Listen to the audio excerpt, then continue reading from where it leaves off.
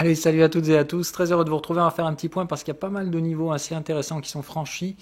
Aujourd'hui, on va voir si on a la tendance qui émerge sur notre pote le DAX et l'ensemble des indices. Donc pour tenter un petit peu le gap Thanksgiving pour la semaine prochaine. Les Américains sont off, donc faut pas non plus s'attendre à mon avis à un truc hyper punchy, vertical, 2% de hausse, mais plus on va dire la hausse typique larvée par l'inaction typiquement, donc on va dire des compressions de volatilité. C'est désormais ce qu'on voit comme probabilité. On va l'étudier ce matin avec le VIX, mais bon, comme d'hab, j'imagine que vous en avez plus à branler des cryptos à court terme. Donc on va parler de ça en premier. Donc repli qui se met en place. Donc pour l'instant, je pense qu'il est d'ampleur mesurée, puisqu'on voit bien que c'est pas non plus un immense cash out qui se met en place pour l'instant. On va dire revenir tester d'anciens niveaux de support dans un premier temps. Les zones où moi j'avais donc mis en place mes stratégies de couverture, pour l'instant elles tiennent et jusqu'à preuve du contraire, j'ai pas l'impression qu'elles sont parties pour céder, mais plutôt on va dire essayer de rechercher différents niveaux d'accumulation, on va dire en fait différents degrés de dégradation des prix qui pourront nous conduire petit à petit de plus en plus bas. Maintenant, à mon avis, je pense qu'on a plutôt affaire ici donc soit un risque très spéculatif s'il y a une bad news ou un espèce de flush global, c'est-à-dire si par exemple les indices venaient à rejeter les débordements de résistance et à se replier assez rapidement, c'est clair que les cryptos vont en pâtir. Vous connaissez la corrélation assez imprécise mais quand même existante entre ces marchés. Donc attention, si les cryptos devaient se prendre une dérouillée même de court terme, il est fort probable que les actions suivraient derrière. Donc on va voir un petit peu tout ça. Pour l'instant, donc pas d'inquiétude. Je note juste que on arrive sur des premiers niveaux de retracement, donc on peut d'ores et déjà dire avec pas une certitude, mais on va dire avec une probabilité assez raisonnable que le bull run est terminé. En tout cas, on entre a priori maintenant en phase de conso. La conso, ça ne veut pas dire baissier. Encore une fois, pour l'instant ici, même si on avait, c'est vrai, une légère pontification des différentes trendlines, je vous ai quand même fait part ces dernières semaines de mon questionnement sur le fait qu'on avait réellement affaire à une bulle ou pas, dans le sens où oui, je vois les trendlines ascendantes, je vois quand même l'attrait spéculatif qui se construisait de plus en plus, mais on a surtout beaucoup trop d'allers-retours pour une vraie stratégie de bulle qui normalement pousse beaucoup plus. Je veux dire, comparer Bitcoin à ce qui s'est passé sur Ripple, vous allez tout de suite comprendre la différence en termes d'action de prix. Donc bon voilà, c'est vrai que pour une bulle, ça manquait un petit peu de punch. Donc j'ai plutôt l'impression que pour l'instant, voilà, on va retester les différentes trendlines dans un premier temps. Comme toujours, pour qu'il y ait un suivi de tendance, il faut qu'il y ait un retracement supérieur ou égal, enfin proche de 23%. Donc en l'état actuel des choses, je pense qu'on vient effectivement chercher les premiers supports. Il y en a un clairement assez évident par là, et puis il y en a tout un tas d'autres. On voit que le Fibo 38 est positionné sur une ancienne résistance qui a été retestée en tant que support. Donc en soi, il y a quand même des zones. Maintenant, encore une fois, on fait gaffe. On connaît aussi la volatilité de ces actifs. C'est-à-dire que là, pour l'instant, on voit qu'on a un retrait des alts qui favorise quand même un peu le Bitcoin, en tout cas qui soutient un peu la demande. Si on voit effectivement là un cash-out, c'est-à-dire des gens qui redemandent des dollars ou des euros face à leur crypto-devise, là, ça va devenir un petit peu plus compliqué à naviguer. Parce qu'évidemment, là, on aura Bitcoin baissier, dominance haussière. Là, normalement, ça, les altcoins se prennent une dérouillée atomique. Et là, je ne parle pas d'un petit pullback. Donc la question, c'est que vont nous faire les altcoins? Et ça, c'est une question un petit peu plus complexe. Parce que comme d'hab, ici, il y a différents profils, et ces différents profils réagissent différemment. Là, ça nécessiterait très clairement une analyse un peu plus approfondie, et très clairement, je vous la garde pour ce week-end, pour l'émission crypto. Où on va donc regarder maintenant, donc post-bull run. Ce bull run étant fini, on va étudier donc qui est allé jusqu'où, qui retrace comment, et quels sont les différents niveaux qu'on pourra viser. Donc c'est la question à laquelle on répondra ce week-end, et à laquelle, évidemment, je ne m'attellerai pas à répondre aujourd'hui. Donc, voilà, en tout cas, je pense que c'est le même schéma, puisqu'on voit que pour l'instant, ce qu'on a, c'est donc des replis, des altcoins. Plus ils sont capitalisés, plus ils tiennent. Et pour l'instant, donc, je trouve qu'Ethereum fonctionne pas trop mal. Maintenant, il se replie, il vient lui aussi, tout comme Bitcoin, chercher différents niveaux de support. Simplement, comme les alts sont plus volatiles, voilà, Bitcoin est sur 23% de retracement, Ethereum est déjà à 38%. Voilà, par exemple. Ça vous donne un peu un ordre de grandeur. Bon, voilà, je vous garde la partie toute détaillée pour ce week-end, mais à mon sens, encore une fois, juste la fin du bull run, c'était prévu. On arrive sur des zones de TP, il y a des prises de profit. On voit toujours pareil que, évidemment, la liquidité peut manquer dans certaines de ces actifs du fait de l'attrait très spéculatif à court terme, etc.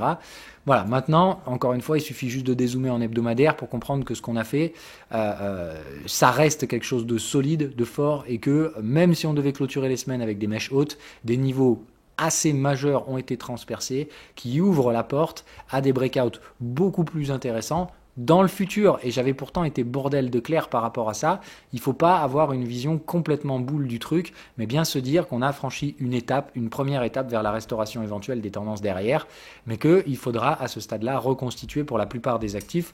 C'est le cas par exemple pour Stellar, il faudra reconstituer des supports ascendants sur les UT hebdomadaires. Et pour l'instant, ce n'est pas le cas, puisqu'on l'a donc bien dit la dernière fois. Pour Bitcoin, c'est fait, la tendance est réamorcée. Pour les altcoins, on a pour l'instant, pour la plupart d'entre eux, des creux un creux qui vient d'un plus bas, ce qui n'est pas le cas évidemment pour ceux qui pour moi ont plus d'historique. Où là, je pense qu'on a la probabilité de réamorcer des tendances assez fortes, même chose sur Ethereum, etc. Mais les actifs plus récents, eux évidemment, sont assez spéculatifs.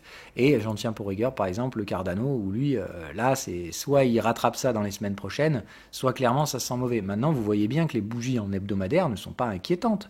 Enfin, si ça, vous arrivez à me dire que c'est baissier, il y a vraiment un gros problème dans l'équation, parce que ça n'est absolument pas le cas. Hein. Voilà. Là, on a vraiment affaire à quelque chose d'haussier. Maintenant, ça broute un peu. Il est possible qu'on passe quelques semaines ici, mais il faut vraiment à terme atteindre ces zones-là. Bref, on garde tout ça pour ce week-end. Donc, pas de raison de flipper. Repli de la dominance BTC, c'est tout à fait normal. Et c'était plus que prévisible. Sur la semaine, on voit bien donc le shoot. On vient chercher la zone support et on rebondit. La question étant donc maintenant, quelle va être la nature de la forme de ce range voilà, bon, je sais pas trop où on va, mais encore une fois, moi, dès qu'on vient mettre la zone, dès qu'on vient mettre le nez ici, je cherche toujours des achats sur les altcoins à bon compte sur les supports. Hein. Donc là, pour moi, toujours pareil, Bitcoin qui va probablement ranger dans une zone très faible, mais la volatilité et donc les potentiels se trouvent à mon avis plutôt sur les coins. Je pense pas encore une fois que les coins vont s'écrouler, mais simplement entrer en phase de conso, constituer des ranges en écartant petit à petit les time frames. Donc des petits ranges, on va dire 15 minutes d'abord, qui deviendront probablement des ranges horaires, puis 4 heures, et ainsi de suite, jusqu'à ce que d'un range mature sorte un breakout haussier où là pour le coup on aura de la tendance, on pourra mettre des leviers, etc. Le message que je vous avais envoyé cette semaine et qui est vraiment important, c'est que sur Bitcoin, si on devait avoir un repli, on pourra utiliser du levier parce que on s'est clairement écarté des bottoms suffisamment et on s'est bien écarté pour pouvoir aujourd'hui considérer que la moyenne peut servir de gestion du risque pour obtenir différents niveaux de levier. Alors pas celle-là de moyenne évidemment, mais je trouve ça encore une fois très intéressant quand même de se dire que c'est la première fois depuis longtemps que Bitcoin, à mon sens, voilà, c'est plutôt la moyenne hebdo, peut aujourd'hui être utilisé avec du levier, c'est-à-dire que cette portion-là semble tellement improbable à être retraitée qu'on peut la leverager, c'est-à-dire l'utiliser avec du crédit.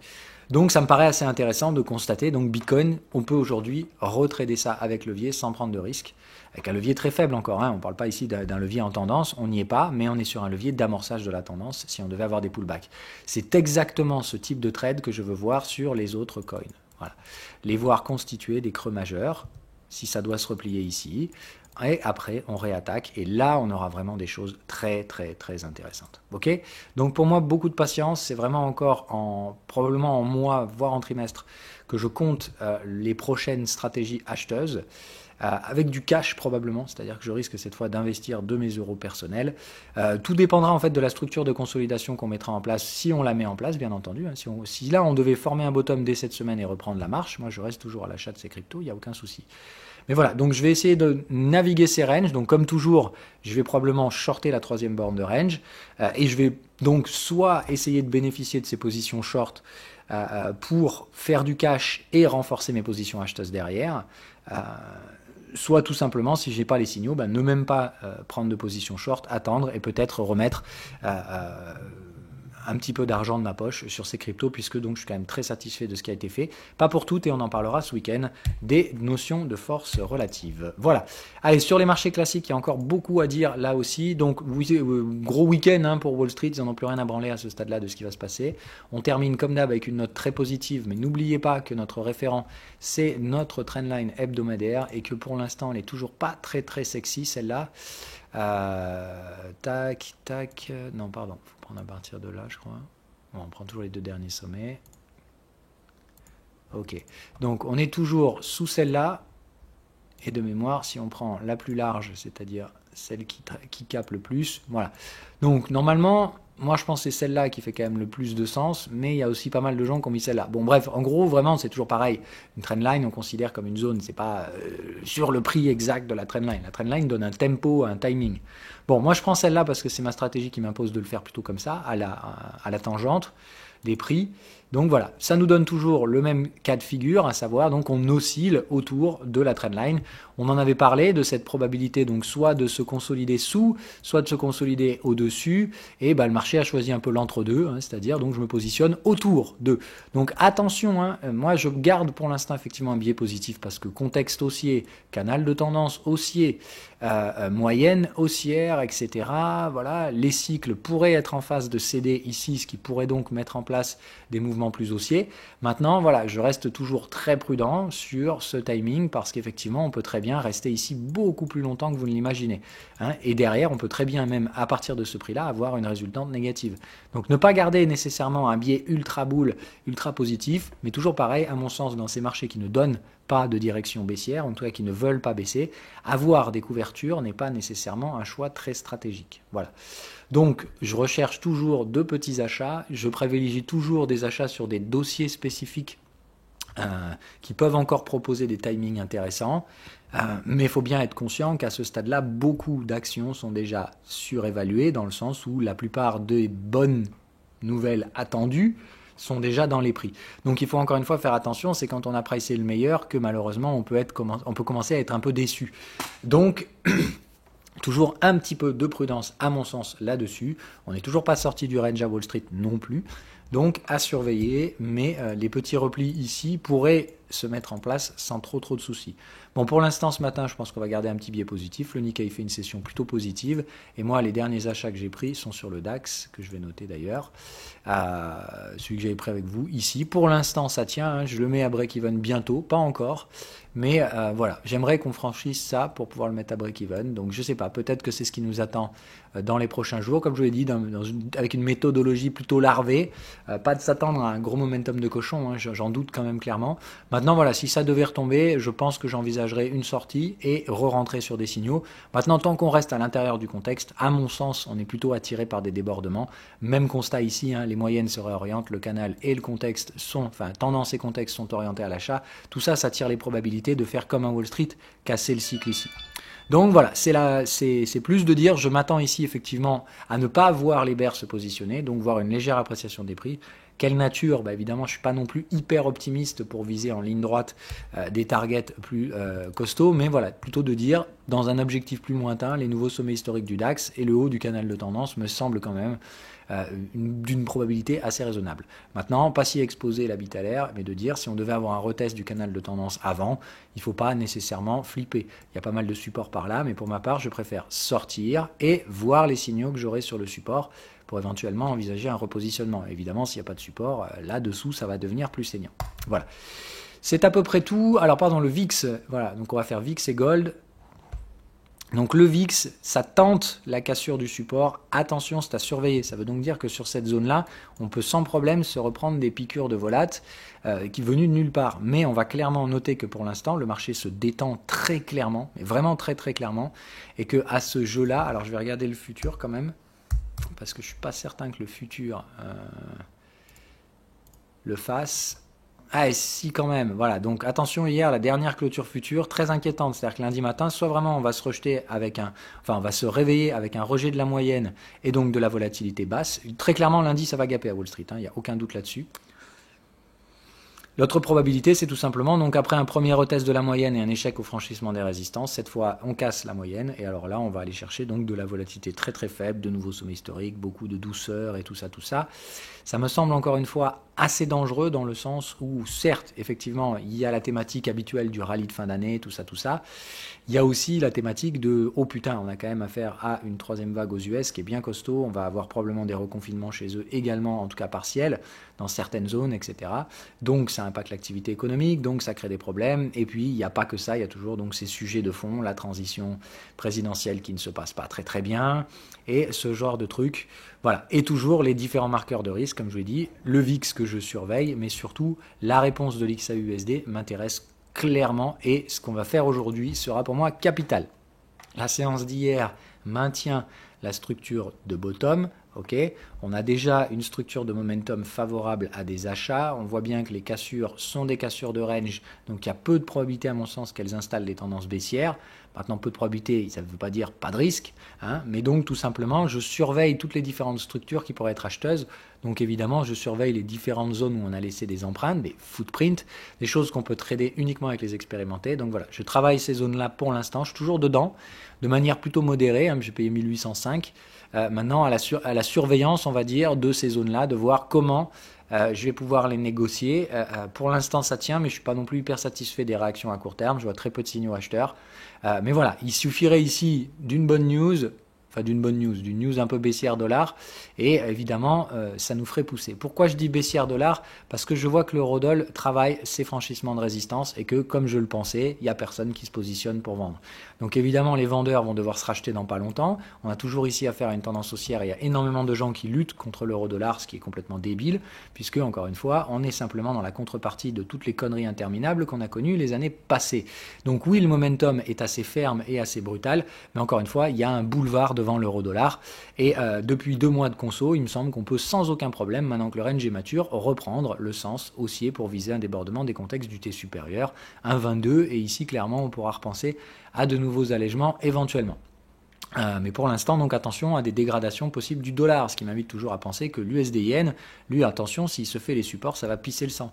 Donc cette dégradation du dollar, la grande question, c'est donc est-ce qu'elle va se faire uniquement par rapport à l'euro, ce qui avait été le cas dernièrement, c'est pour ça que je regardais euro-yen, c'est-à-dire dans ce cas-là, ici, l'euro s'apprécie, le yen ne s'apprécie pas par rapport au dollar, on n'a pas cette perception du risque qui fait qu'il n'y a pas d'achat dollar, il n'y a pas de vente dollar-yen, il n'y a que des achats euro-dollar pour faire baisser le dollar de manière compétitive, et dans ce cas-là, les indices restent bien orienté et il bénéficie de cet attrait de capitaux. L'autre option, c'est effectivement l'effet inverse, c'est-à-dire après avoir surperformé clairement sur la partie euro-dollar, comme on le voit, on est déjà pratiquement à 1,20 et je doute qu'on aille bien plus loin qu'un 22. Mais par contre, sur l'USD-Yen, on a un putain de boulevard pour faire baisser le dollar et pas d'une façon que les indices vont apprécier. Donc comme on l'a noté, on est sur des supports de volatilité. S'il y avait quoi que ce soit qui rendait le marché un peu nerveux, ça pourrait très rapidement vendre du dollar yen, casser des supports, et l'euro yen maintenant il est clairement prêt à se retaper une quenelle au sud à tout moment, il est au contact des canaux de tendance, donc ça peut sans problème rejeter tendance, venir chercher contexte, et ça veut dire que l'USD yen ne peut absolument pas tenir son support.